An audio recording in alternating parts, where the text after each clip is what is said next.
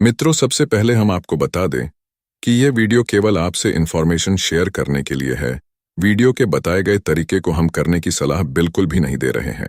मित्रों, सबसे पहले हम जान लेते हैं कि हमारी आत्मा आखिर होती क्या है और यह कितने प्रकार की होती है। मित्रों, हमारी आत्मा मूल रूप से 3 प्रकार की ऊर्जा से मिलकर बनी होती है, जिनमें पहली है प्राण, दूसरी है चेतना और अंतिम है चित्त। अब हम समझते हैं कि यह तीनों ऊर्जा क्या है। तो मित्रों, प्राण ऊर्जा वह है जिसके द्वारा हमारे शरीर का संचालन होता है, अर्थात जिस ऊर्जा से हम जीवित हैं। और यही ऊर्जा जब हमारे शरीर के संचालन के लिए उपयोग में आती है तो यह चेतना ऊर्जा में रूपांतरित हो जाती है, क्योंकि ऊर्जा कभी भी नष्ट नहीं होती, वह केवल अपना आकार और प्रकार बदलती है। और तीसरी ऊर्जा वह है जो हमारे भौतिक शरीर में है। यह प्राण और चेतना ऊर्जा का ही मिश्रण है, लेकिन इसका जीवन काल हमारे शरीर के जीवन काल से अधिक होता है। जैसे कि हमारे मरने के बाद भी हमारा शरीर रहता है और उसमें करोड़ों कोशिकाएं हैं और अनगिनत सूक्ष्म व अति सूक्ष्म जीव आदि जीवित रहते हैं।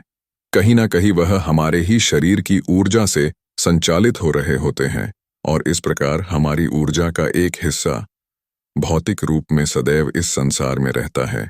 अब मित्रों, बात करते हैं कि हम इसे देखें कैसे। तो मित्रों, हम इस वीडियो में आपको अपनी चेतना ऊर्जा को देखना बता रहे हैं। मित्रों, इस ऊर्जा का रंग हमारे लिए काला होता है और यह अधिकतर आपके सोने के बाद में सक्रिय होती है। कई बार यह हमारे ही ब्रह्मांड के आसपास के समानांतर ब्रह्मांडों में विचरण के लिए निकल जाती है और जो यह देखती है हमें वह दृश्य स्वप्न के रूप में दिखाई देते हैं। लेकिन मित्रों, हम आपको बता दें कि आप यह ना समझे कि हर बार आप जो स्वप्न देखते हैं वह केवल इसी प्रकार या कारण से दिखाई देते हैं। यह एक अलग विषय है जिसके बारे में हम इस वीडियो में बात नहीं कर रहे हैं। तो मित्रों, अब आते हैं हमारी आत्मा के टॉपिक पर। जब यह हमारे सोने पर हमारे शरीर से बाहर निकल जाती है और यदि हमारा हाथ इसके वापस प्रवेश करते समय हमारी छाती के बीच वाले हिस्से पर हो तो आप बीच में ही जाग जाएंगे और आपको यह किसी काले भूत प्रेत या साए जैसी लगेगी, क्योंकि आप बिल्कुल भी हिल नहीं पाएंगे।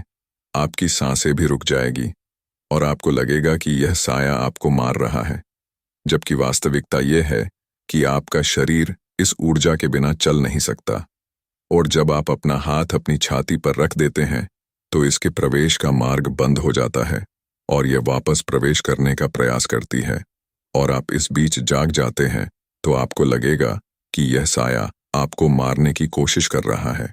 मित्रों, हमने देखा है कि ऐसा कई लोगों से भूल से भी हो जाता है कि वह किसी प्रकार से इस ऊर्जा के हमारे शरीर में प्रवेश के समय जग जाते हैं और बहुत अधिक डर भी जाते हैं, जबकि आपको इस परिस्थिति को संभालने के लिए केवल इतना करना है कि अपने शरीर को पूर्ण रूप से ढीला छोड़ देना है। कभी भी इसका विरोध नहीं करना है, क्योंकि इसके बिना आपका शरीर संचालित नहीं हो सकता। आपकी सांस आदि रुक जाने के कारण यह खतरनाक हो सकता है। इसलिए पूरे शरीर को ढीला छोड़ दें ताकि यह ऊर्जा पुनः प्रवेश कर सके और थोड़ी ही देर में आप देखेंगे कि सब सामान्य हो गया है और आप उठ पा रहे हैं।